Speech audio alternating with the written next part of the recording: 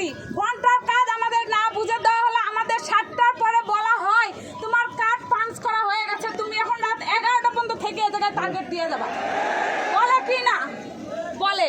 আমরা টার্গেট যথেষ্ট মনোযোগ দিয়ে কাজ করি। এখানে আমি 12 সালে ডিসেম্বর মাসে ঢুকছি, 12 সাল ডিসেম্বর মাস থেকে এই যে গ্রুপে কাজ করি, এরকম কোনোদিন হয় না। এই 1 বছর ধরে এরকম হইতাছে। আমাদের বেতন পাচ্ছি না আমরা ঠিক মতো। কেন পাচ্ছি না?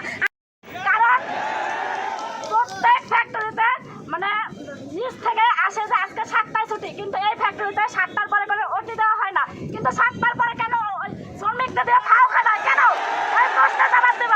1 ঘন্টা 2 ঘন্টা আমাদের লস হয়। এই লসটা যদি আমরা বাসায় যাই, আমাদের ছেলে আছে মেয়ে আছে, আমাদের ওদেরকে সময় দিই। এটা তো আমরা সারাদিন সকাল থেকে একবার রাত্রে পর্যন্ত 7টা পর্যন্ত এখানে থাকি, কিন্তু আমাদের তোমরা টার্গেট ফিল আপ করতে সকাল দিকে তোমরা কাজ করতে আসো।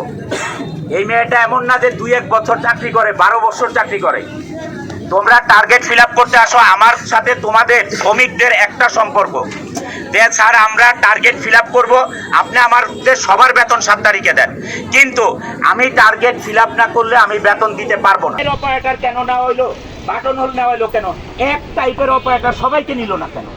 এটা তো সম্ভব না, ইন্ডাস্ট্রি চলবে না তো এটা দিয়ে।